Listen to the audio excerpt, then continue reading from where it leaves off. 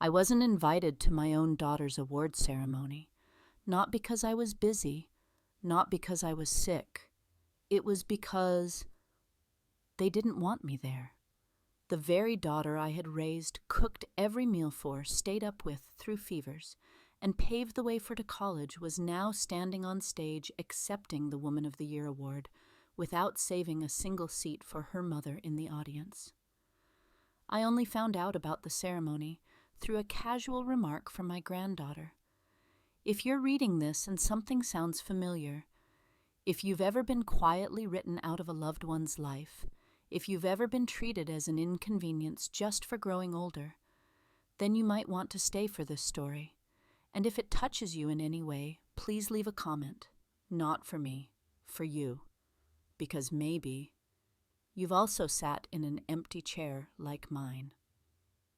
My name is Merlina Whitmore, but everyone calls me Merle. I'm 76 years old, a widow living alone in the town of Cedar Grove, Virginia. My house is at the end of Maple Street, a road lined with 2 rows of old maple trees. It's a little white clapboard house with a pale blue shingled roof and a tiny front porch with 2 wooden chairs.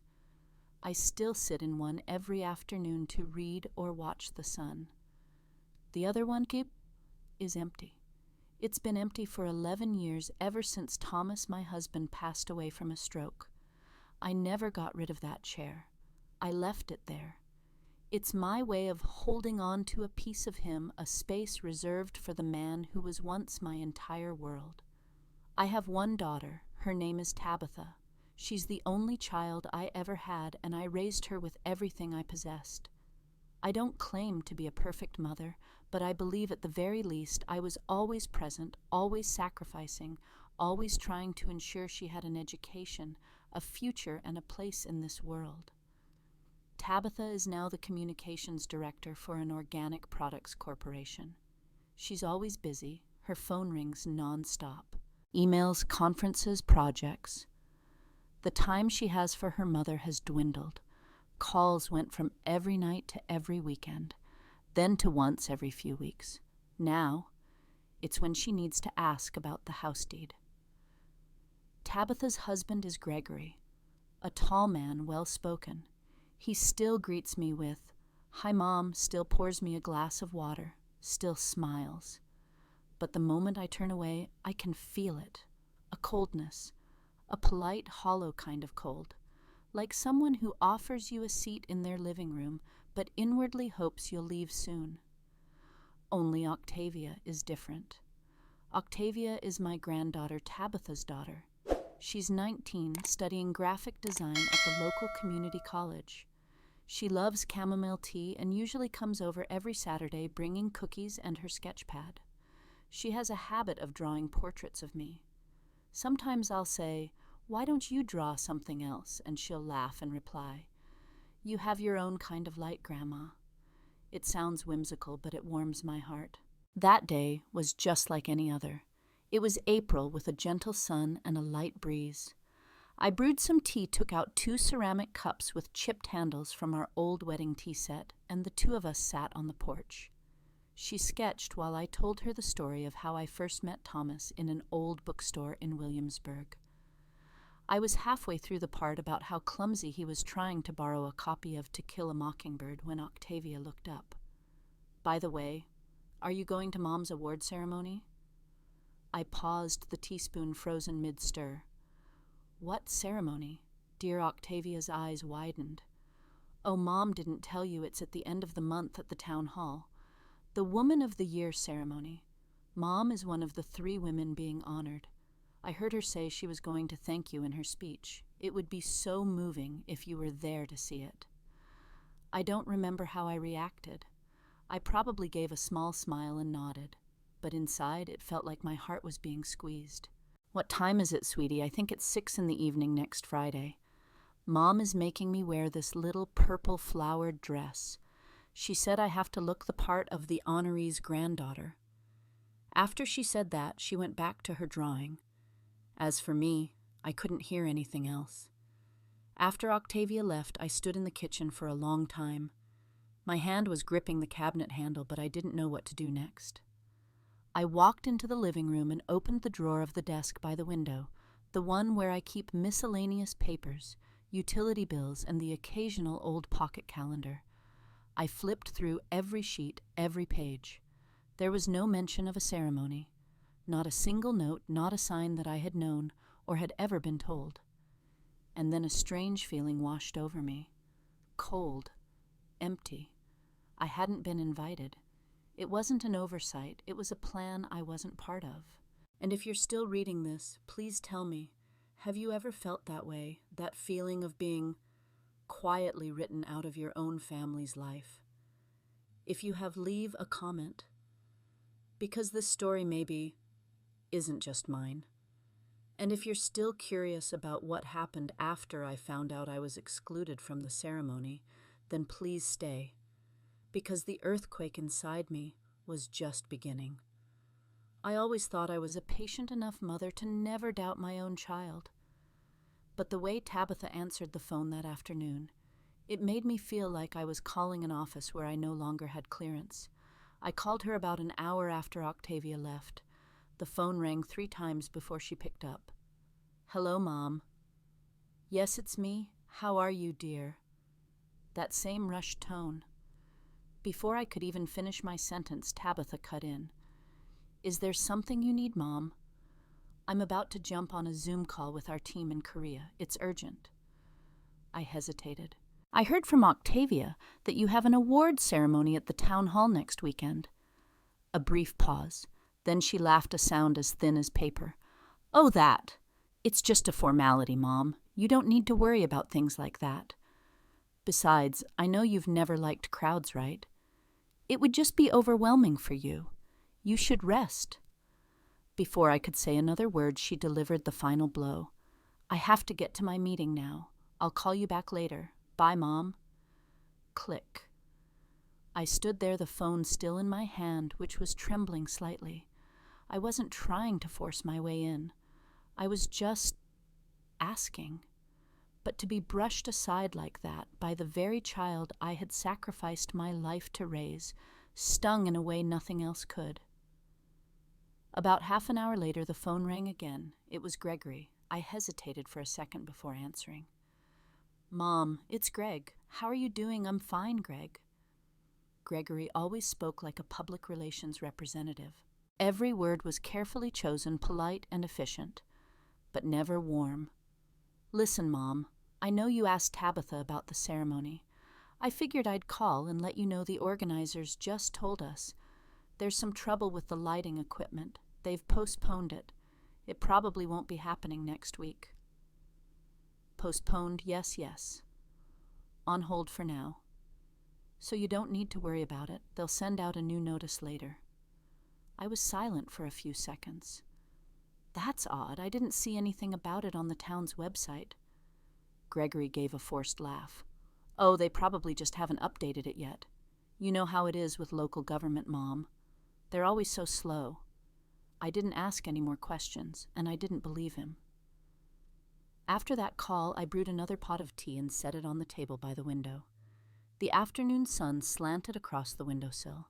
I opened my old laptop, the one Octavia had taught me how to use a few years ago, and went to the official Cedar Grove Town Hall website. On the front page, in bold letters, honoring our community's women of contribution.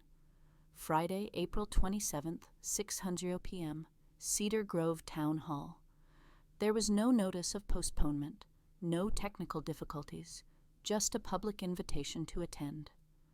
Below it was a picture of Tabitha smiling brightly, standing next to 2 other women. A chill ran through me. I picked up the phone and called Eugenia, my friend from the local book club. She was also on the Women's Association and helped organize many of the town's events. Eugenia was a longtime friend. She once told me, "Merle only books and true friends will never betray you." Ever since her husband passed, we'd had tea together every Wednesday. If there was anyone I trusted besides Octavia, it was her. "Hello, Merle, is that you?" "It's been too long, Eugenia. I wanted to ask you something." "That awards ceremony next week, has it been postponed?" "Postponed, not at all. Why, I'm arranging the flowers for the head table as we speak. Aren't you going? I thought you'd be in the front row. Your daughter is one of the 3 honorees. For heaven's sake, I didn't know how to respond. Oh, I must have gotten the date wrong. Eugenia continued, her voice full of enthusiasm. You should wear that pale blue dress. It goes so well with your hair.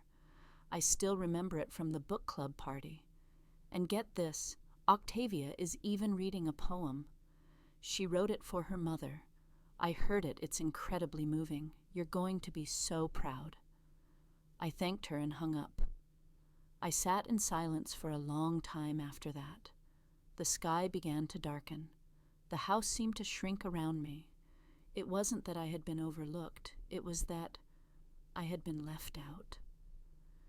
That night, I didn't turn on the bedroom lamp like I usually do. I just pulled the covers up and lay still. The wind whistled through the crack in the window, cool against my skin. I don't know when I fell asleep, but I remember the dream vividly. I saw myself standing outside a grand, brightly lit hall. Applause, music, laughter. I tried to open the door and step inside, but no one noticed me. Everyone was dressed beautifully, their faces radiant. My daughter was on stage, accepting flowers, bowing. Octavia stood beside her in a purple dress. Gregory was smiling broadly. I looked around. There wasn't a single empty chair. Every seat was filled. I walked slowly, searching for a place, but no one made room. No one looked at me. Then I saw Thomas, my husband, standing at the back of the room. No one else saw him, only me. He looked at me, his eyes filled with a quiet sadness. He didn't say a word. He just slowly shook his head. I woke up in the middle of the night. My heart was pounding. My forehead was damp with sweat, and I knew with more clarity than ever before I wasn't forgotten. I was excluded from my own daughter's room. I remember the first time Tabitha had a bad case of pneumonia. She was only 7, coughing so hard her face turned purple. I had to drive through a snowstorm to get to the local hospital without even grabbing a coat for myself. I was soaked and freezing, but I didn't feel a thing. All I could see were her wide eyes in the emergency room searching for her mother. Thomas was still alive then, but he worked the night shift at the paper mill. Every night I'd sit in the wicker chair holding her in my arms, pressing a warm cloth to her forehead, and softly singing the lullaby my own mother used to sing to me. I used to think that if anyone asked me what I was most proud of in life, the answer would be, I was a decent mother. After Thomas passed, I barely had a moment to myself. I worked while raising Tabitha on my own. One year I held 2 jobs, cleaning motel rooms during the day and balancing the books for a gas station at night. I had no one to lean on. There were no savings from Thomas. He had died too suddenly. So when Tabitha was accepted into a graduate communications program in another state, I sold the last of my small shares in the company where Thomas had worked to pay for her first semester's tuition. She said, "You don't have to do that, Mom." I smiled. If I don't do it, who will? In 2012, Tabitha was sent to a conference in Paris. She and Gregory had been married for less than a year, and Octavia was only 6. Tabitha called me one evening, her voice hesitant. "Mom, could I possibly leave Octavia with you for a few days?" "I've been invited to present in France." I didn't even let her finish. I just said, "Go, I'll take care of her." I didn't tell her about my knees, which were aching from arthritis. I didn't mention that was the week I had promised Eugenia I'd help clean out the old bookstore. I just postponed everything, brought Octavia home, made her pancakes every morning, and read Matilda to her every night. The girl giggled for days. I used to think I'd get to see that smile every week. But then things changed. Lately, the texts from Tabitha had gotten shorter and shorter. "Mom, can you email me the house deed? Mom, don't forget your doctor's appointment this month." "Mom, I'm busy. Talk later." Colder than a January day in Cedar Grove. Gregory was more subtle. He wasn't blunt, but he spoke in a way that left no room for argument. Recently, he brought up the idea of transferring the ownership of the house to make things easier to handle if anything unexpected were to happen. I asked him what kind of unexpected thing. Gregory gave a small smile. Well, you're getting older, Mom. Just in case something happens, the paperwork will be easier to manage. It's just a legal precaution. Less hassle for everyone. I smiled back. Are you trying to handle me or this house?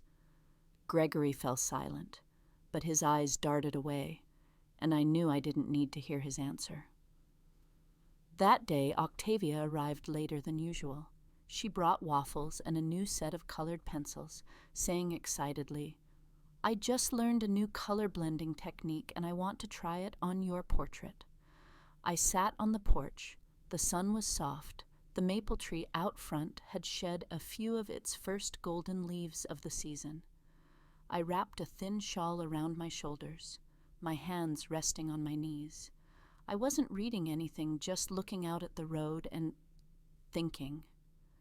After setting up her easel, Octavia looked up at me. Grandma, why do you look so framed? I turned to her. What was that, dear? She gave a small laugh. I mean, you're sitting so still, not moving at all, like you're part of a painting that no one wants to add color to anymore. I nodded, speaking softly. Perhaps it's because there's no room left to add color to the painting of my life. Octavia was quiet for a moment. Then she went back to her drawing. I watched her, feeling a strange sense of gratitude. My granddaughter, with a seemingly casual remark, had seen something that even her own mother, my daughter, had never seen. A little while later, I went inside to get some tea. When I came back out, I saw her engrossed in a new sketch. What are you drawing now? I'm drawing you sitting in the living room. I smiled and sat down beside her. It was my favorite corner of the house near the window, where the afternoon sun streamed in. I looked at the drawing for a moment, then I asked, But where's the chair I'm sitting in? Octavia looked up, her expression serious, because I think you're the kind of person who can stand on her own, even when no one saves you a seat. I fell silent. That sentence, it was like a wake-up call, not because it was encouraging, but because it was painfully true. I used to think love was about hugs, birthday wishes, and Christmas presents, but maybe sometimes they also call exclusion love as long as it's wrapped in a layer of polite silence. I'm not the type to make a scene. Never have been. I didn't raise my voice when Tabitha forgot my birthday 3 years in a row. I didn't tell a soul when Gregory suggested I sign over the deed to make things easier. And I didn't say anything to Octavia when she accidentally revealed that the whole town was about to applaud her mother while I wasn't even on the guest list. I didn't get angry, but I remembered, very clearly. And that day I chose to be present, not to make a scene, but to see it with my own eyes. That evening I wore the navy blue dress Thomas had always loved. He used to say the color made me look like a lavender blossom at dusk. I wore the pearl necklace he gave me for our 30th wedding anniversary, the one I'd only worn twice since he passed at Tabitha's wedding and at my friend Isabel's funeral. I called a local car service when the driver, a young man with bleached blonde hair, asked where I was going. I told him. Just drop me off behind the town hall, on the corner of Poplar Street. Not the main entrance, ma'am. No, I don't want to get lost. I arrived a little early. The April air in Cedar Grove was cool with the scent of wildflowers carried on the breeze. On the side of the town hall was a small brick path leading to a service door, the one used by the backstage crew. I followed it, moving as quietly as a shadow. I had been here many times before. When I was younger, I stood in this very hall handing out flyers for the autumn book fair. Now I had to sneak around like an unnamed stranger. After a few minutes of fumbling in the dim light, I found a small door slightly ajar. It opened to a wooden staircase leading up to a mezzanine, the control room for the sound and lighting. From there, a large curtain concealed part of the backstage area. I slipped behind it, pulling it open just enough to see, and then I saw it. A large banner stretched prominently across the stage, honoring our Woman of the Year. Tabitha M. Gregory. Down below at the main table, I recognized Gregory in a light gray suit. Next to him was Octavia, her hair in an elegant bun, wearing the very purple flowered dress she had described. The rest of the table was filled with local officials, representatives from the Women's Association, and a few other faces I knew. Everyone was in their place, smiling and chatting brightly. But not me. There wasn't a single seat saved for the honoree's mother. I clutched my purse so tightly my knuckles turned white. Then the introductory music began. The event coordinator introduced the speakers. I saw Gregory walk onto the stage. He adjusted the microphone, smiled at the audience, his voice steady and confident. When Tabitha and I were just starting out, we didn't have much of a foundation. I frowned. No one to guide us, no one to back us up. We only had each other, and it was our love, our hard work, and our belief in one another that got us through every challenge. I nearly dropped my purse. That sentence was like a slap to my dignity light, but it stung. No foundation.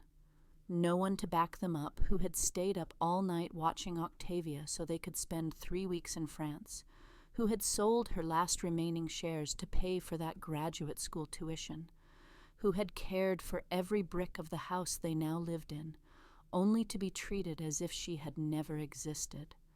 I looked back at the audience. People were clapping, nodding in approval. They believed him, and perhaps that was the moment I truly understood I had been erased from the story, not with a loud declaration, but with empty words disguised as humility. I stood behind that curtain for a long time. I didn't cry. I had been through too much in my life to be broken by a speech. But it was the first time I had ever seen my daughter smiling so radiantly, without needing her mother to witness it.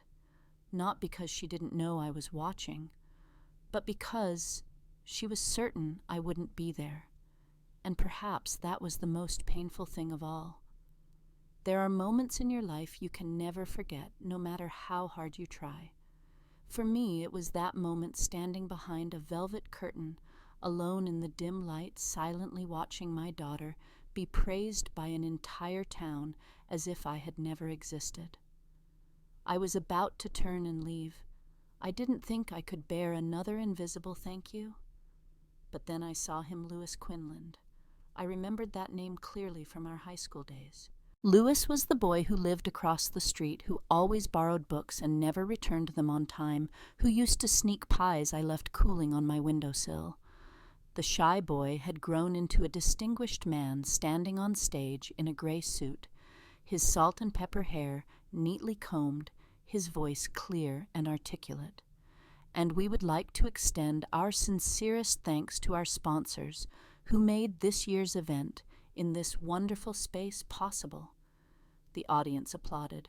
He gave a polite bow. Then he turned to head backstage. I didn't have time to move. The backstage door swung open and the light from within spilled into the small corridor. Lewis saw me and stopped. A flicker of surprise crossed his eyes. Then his expression softened. Merle. My goodness, I gave a slight nod. I thought you would be a guest of honor. I just smiled, but my throat was tight. I was the one who proposed the Inspirational Woman title to the committee because I remembered you volunteering as a teacher at the library all those years you ran the Children's Reading Circle. He paused, studying me more closely. I couldn't hide anything from Lewis's eyes. He had known me when I was still energetic Merle with a stack of old lesson plans tucked under my arm. But you're standing here backstage. Why aren't you in the audience? I let out a laugh, a sound that was half bitter, half self-defense. I wasn't invited, Lewis. He frowned. That can't be right. Tabitha never told me. I only found out because my granddaughter let it slip. I came because I had to confirm whether they had truly left me behind or if it was just some mistake. Merle. I raised a hand as if to stop him from saying more, but my tears wouldn't listen. They fell. Not big dramatic sobs, but a slow, quiet trickle, as if they had been waiting for years for permission to flow. I wasn't crying out of pain. I was crying because I had grown so used to enduring in silence with no one to see it. Louis said nothing. He just quietly stepped forward, took my hand, a hand that had begun to tremble with age, and squeezed it gently. I don't know the reason, but if you want, I will personally walk you into that hall. No ticket needed, no guest list. If you want to go in, I will take you. I looked at him. In his eyes there was no pity, only presence, real and solid. I nodded. Thank you, Louis. But there's no need for an announcement. I don't want to interrupt the ceremony. I just want to walk in like an ordinary person. Louis smiled. No one is ordinary when they're being true to themselves, Merle. And with that, he led me down the corridor around to the other side of the stage. The door to the main hall opened. The lights were dim, the atmosphere warm, the air filled with the faint scent of decorative flowers. Soft music played in the background.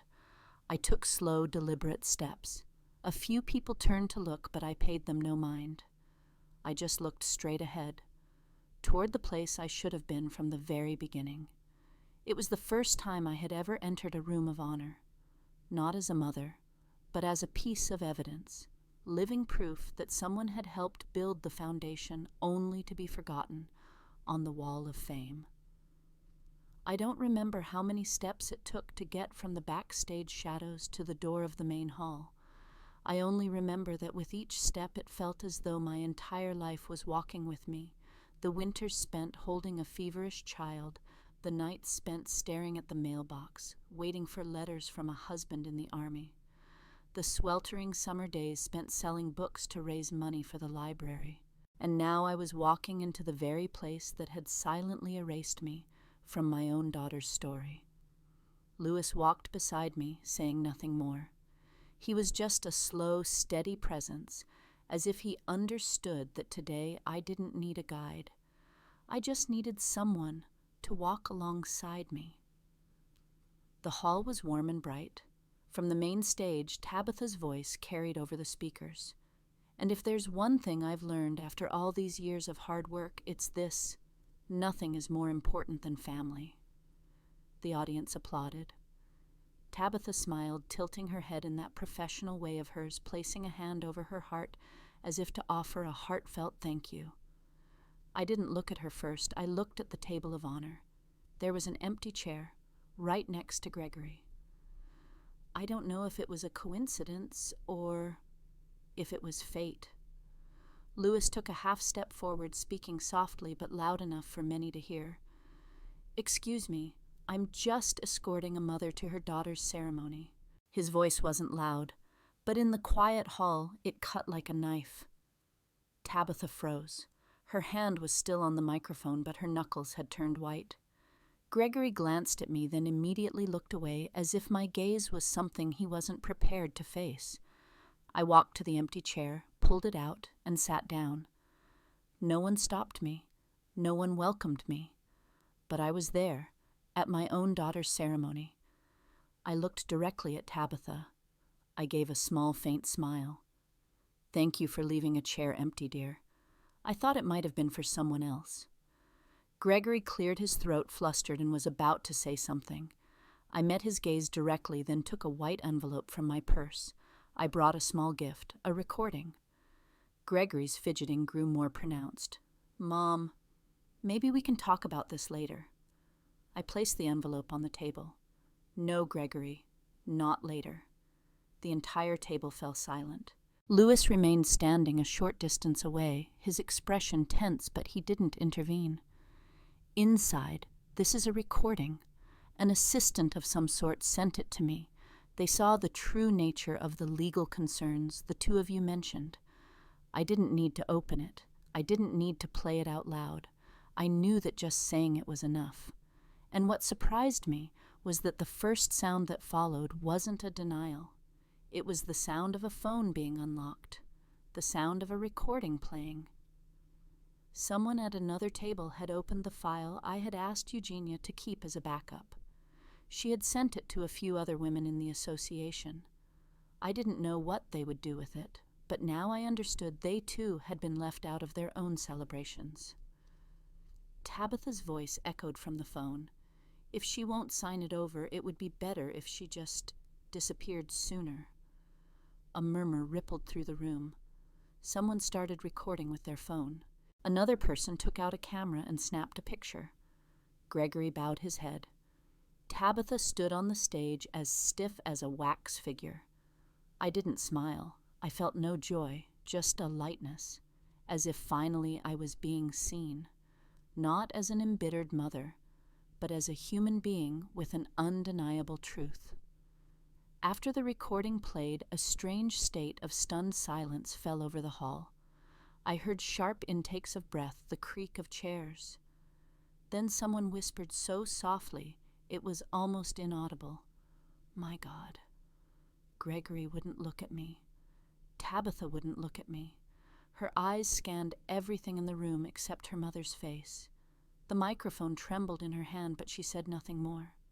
I knew that if I stood up, gave a bow, and walked away, people would remember me as the betrayed mother. But I hadn't come to talk about my pain. I had come to declare my awakening. And as all eyes were still fixed on the white envelope on the table, I slowly took out a second set of documents. Neatly clipped in a plastic folder, each page was clearly printed and bore a real signature. I stood up. I didn't need a microphone. My voice was loud enough. I don't know how many of you here believe what you just heard. For many, family matters are private. But there's one thing I've learned after 76 years in this town: when something wrong happens in silence, silence becomes a part of the wrong. I looked toward the front row, the place I had once imagined myself sitting beside my daughter, proudly watching her be honored. I have lived in Cedar Grove for over 50 years. 50 years, the house on Cedar Street is where my husband Thomas and I started our life together after we married. In that living room, I held Tabitha on nights when she had a fever. From that kitchen window, I used to pass freshly baked bread to my neighbors. I paused, taking a deep breath. But a week ago, I sold that house. A wave of whispers erupted. Tabitha's head snapped up as if waking from a dream. And the money from that house, nearly $600,000, is not in the hands of anyone in my family. It is being transferred to the Thomas Whitmore Fund. I looked toward Octavia. She sat frozen, her eyes wide. I smiled at her. This fund is for female students who have lost their fathers and are being raised by a single mother or grandmother. Children who have felt the absence of someone just as I once did. I held up the final document. And the person I trust to oversee the future of this fund is not Tabitha. It is not Gregory. It is my granddaughter, Octavia. Octavia covered her mouth, tears welling in her eyes. The entire room burst into applause. A real, genuine round of applause, not the polite, perfunctory kind. I lowered my hand, and then I added the last thing I had carried with me for the 11 years since Thomas's death. I am not saying this to smear anyone's name, but if I remain silent, then other granddaughters, other mothers, other people who have been written out of their families' stories, they might think they deserve to be treated this way. I looked at my daughter. Tabitha, I don't need an apology from you. I just want to remind you I was the one who knocked on every college door to ask for scholarships for you. I was the one who sold the last thing Thomas left behind. I was the one who cared for you through every night, every cough. I lowered my voice, and when I was hospitalized last year for high blood pressure, you told me you were busy at a marketing conference in San Francisco. But I saw the pictures of you at a spa in Vermont posted on social media. Gregory's head sank even lower. Tabitha took one step back, then another. When you call that love, all I can call it is selective. And love that's selective isn't love at all. The applause erupted again, stronger this time, more resonant. A few people stood up. Tabitha turned abruptly and walked off the stage without a word. Gregory looked around, then quietly followed her. I didn't chase after them. I didn't try to stop them. Not because I was angry, but because I was tired. tired of having to prove that I deserved to exist in the very story I had created. As the hall slowly returned to order, a woman from the press table stood up. I recognized her. She wrote for the Cedar Grove Morning News. She raised her hand. "Mrs. Whitmore, would you be willing to answer a few questions?" I smiled and shook my head. No, I didn't come here to tell a sob story. I just came to be present. I left the stage, the folder still in my hand. Louis was waiting by the door. He didn't ask any questions, he just nodded. I turned back one last time. I looked at that hall, and I thought, not everyone who gives birth to a child is called a mother. But I was, and now I was a witness to the collapse of a false legend. I didn't go back to the house on Cedar Street after that night. Not to the white clapboard house I had once called home, with the creaky porch steps Thomas had meant to fix, and the small kitchen that had once baked bread for the whole neighborhood, because it was no longer mine, and in truth, it was no longer home. I moved into a small apartment complex near the town library, a second-floor unit with a balcony overlooking a mini park with a few flower beds and a wooden bench. I chose it not because it was cheap, but because I wanted to be close to books, close to the one thing Thomas and I had loved together for 40 years of marriage. The balcony was tiny, but it was big enough for a few pots of lavender, a small crimson rosebush, and some mint plants. The kitchen was filled with light. The living room had an old bookshelf I bought from a second-hand store, and a comfortable armchair placed right by the window, my spot for morning tea. The first person to greet me when I moved in was Mrs. Martha Finch, who lived in the apartment below me. She was 72, with salt and pepper hair and a slender but spry frame. I heard she was a retired math teacher from the old high school. She was addicted to crosswords, buttered toast, and had a habit of knocking on my door every Monday morning to invite me for a walk around the park. We quickly became close friends. Not many words were needed. Just someone to add more hot water to the teapot, suggest a 5-letter word starting with H. That means a safe place, or quietly listen to an old sonata on a vinyl record together. A few days after I settled in, Louis came to visit. He brought a box of homemade cinnamon swirl butter cookies and an old book titled Letters to My Younger Self. The cover was faded. I looked at him, still in his gray tweed jacket, his hair neatly combed, a faint scent of mint wafting from his scarf. He didn't ask about the ceremony. He didn't ask how I was feeling. He didn't mention Tabitha or Gregory. He just looked around and smiled. "This place gets better sunlight than Cedar Street." I nodded, and less of a cold wind, we sat together on the balcony. He cut the cookies and I poured the tea, in silence.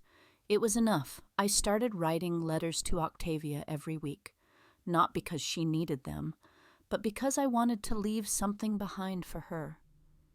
Each letter was a small story about the kindness I once saw in an old postman, about the time Thomas got lost on a hike and learned not to panic, about the time I accidentally burned a loaf of bread but gave it to my neighbor anyway and was thanked for its authentic flavor. In my letters, I didn't preach, I just told stories, and I ended each one with a single line. If you ever feel like the world has turned its back on you, remember that your grandmother was once pushed out too, and she is still here.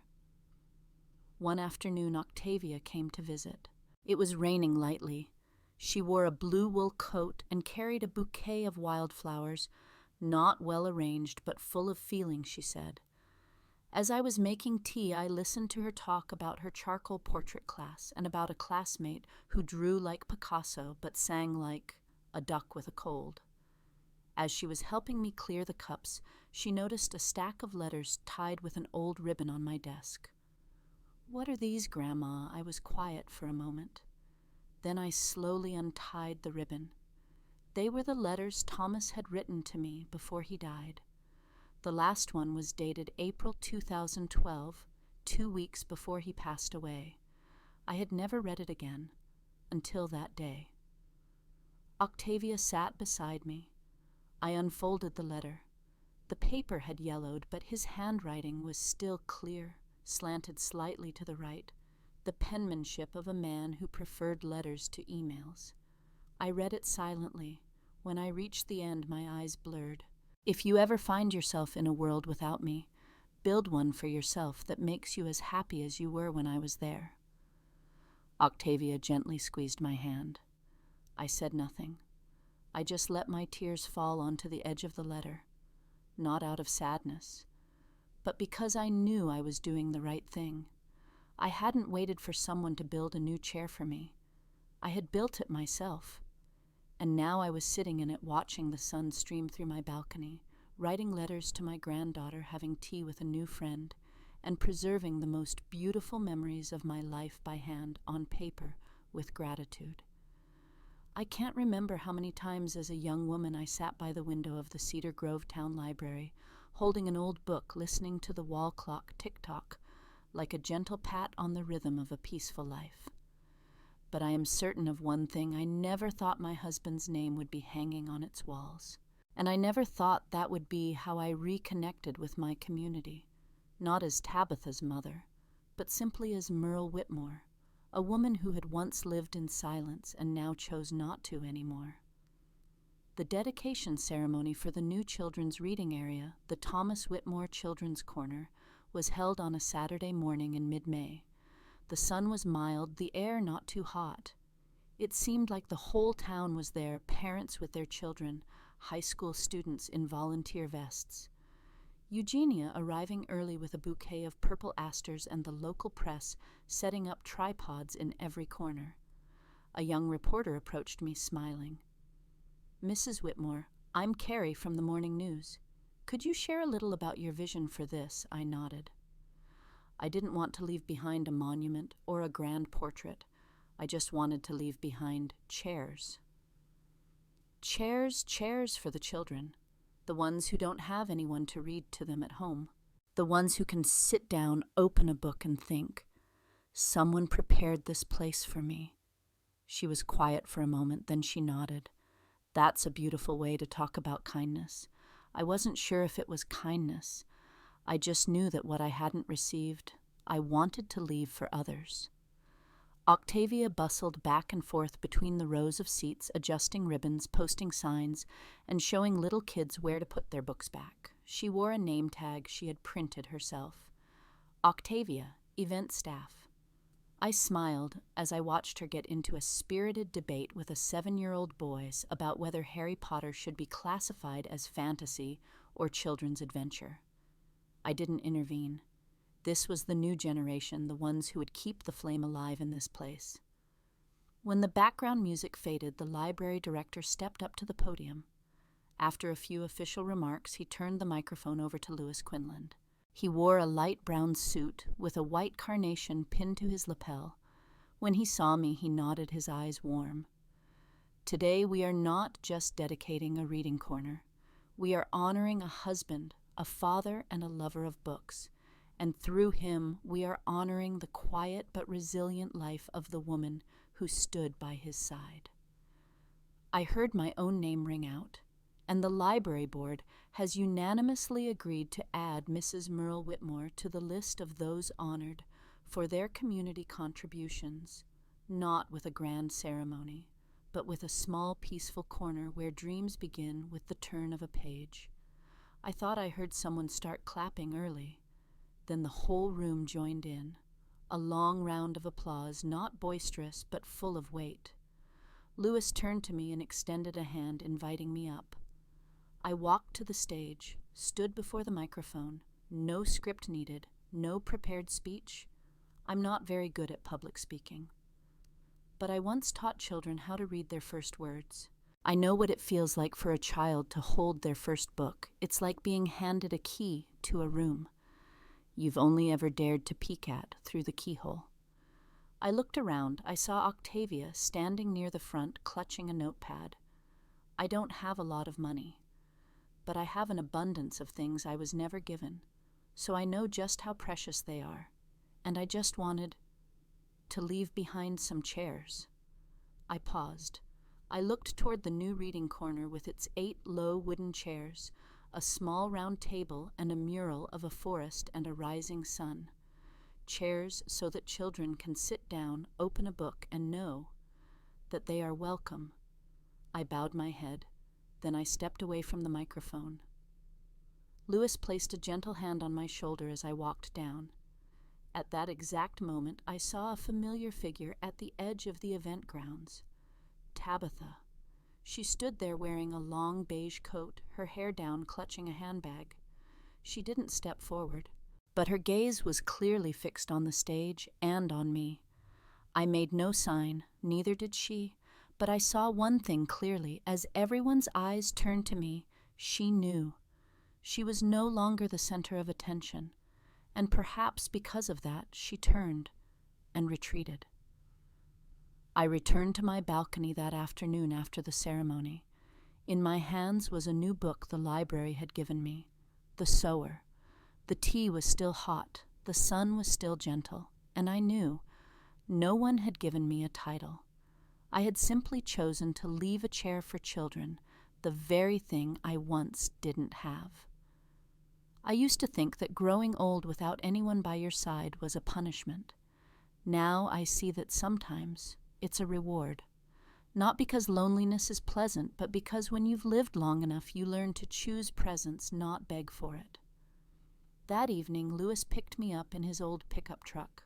We went to the town theater to see a production of King Lear. I wore a deep blue dress and a silver-gray silk scarf, the last birthday gift Thomas ever gave me. Louis wore a brown jacket, his hair neatly combed, carrying with him the scent of wood and the freshly baked cookies he'd made himself. The play wasn't exceptional, but the final act, when the old king loses his daughters, his throne and his sanity, made me clutch the sleeves of my coat. On the way home, I sat in silence for a long time. Louis was the first to speak. "Do you think he was truly sorry, King Lear?" I replied without looking at him, "I don't know. But maybe." The thing he regretted most wasn't choosing the wrong daughter. It was not seeing himself in time. Louis nodded. "I think sometimes late in life love isn't about starting over. It's about proving to yourself that you can still feel."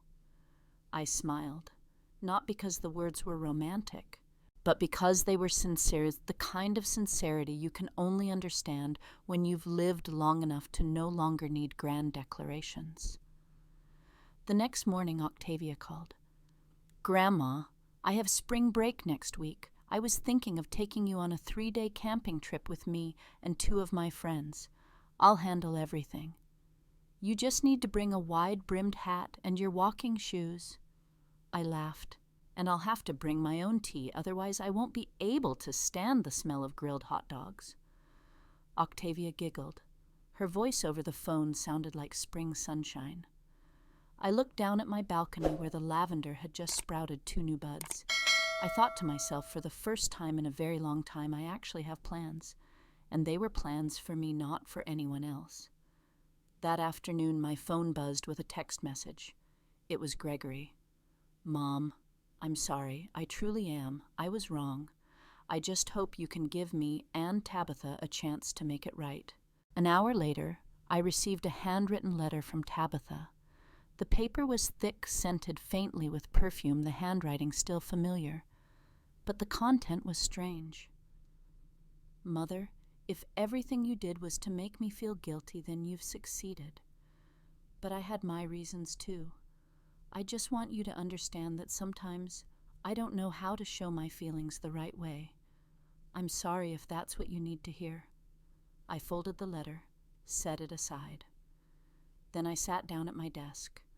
I took out a sheet of paper and the old pen with Thomas's name engraved on the cap, and I wrote to my daughter for the first time, not with swallowed anger, but with clarity. "Tabitha, if you are apologizing to get the house back, then I must tell you it is no longer there. If you are apologizing to get your mother back, then I am still here. But the mother you once had now lives as a free woman. I don't need obedience, nor do I need you to bow your head. I need understanding. And if you are not ready for that, I will not be waiting. Your mother, Merle." That night I sat alone on my balcony. The breeze was gentle. The moon was full and bright. I wrote the last letter in my series to Octavia. I knew that she might not keep them all. Maybe she would save just one or forget them entirely. But for me, writing to her was my way of preserving the things I wanted the next woman in our family line to remember.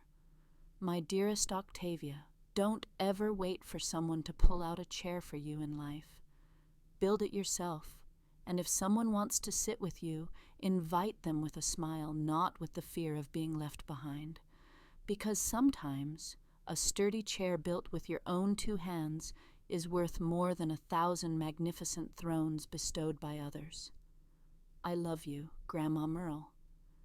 I set my pen down, leaned back in my chair, took a deep, long breath, and thought I was once written out of someone else's room of honor.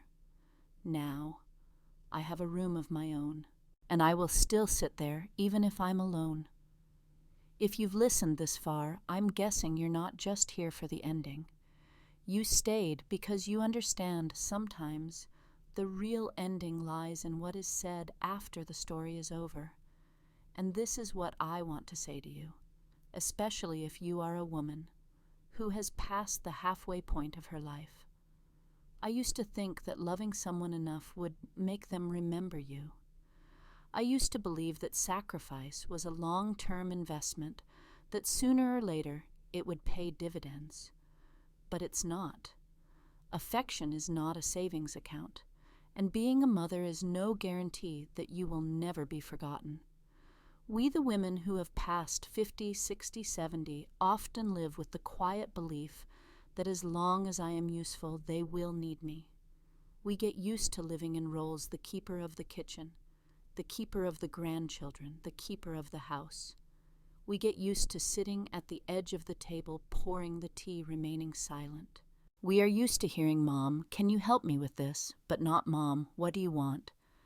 And then one day we wake up and realize we have been slowly pushed from the center, not because anyone was intentionally cruel, but because we were silent for too long. I am not writing this to call for a rebellion. I am not telling you to leave your home, sell everything you own, or cut ties with your children and grandchildren. No, I just want you to start asking yourself one question. Am I still sitting in my own chair in my own life? If the answer is, I'm not sure, then you have the right to begin again. Start with something small: a cup of tea brewed just for you, a book read just for you, a walk taken for no reason other than to walk. And little by little, you will remember who you were before you became wife of mother of grandmother of. Thomas, my husband, once wrote something for me. If you are no longer in someone else's story, then write a story for yourself. It took me many years to understand that. You don't have to take that long.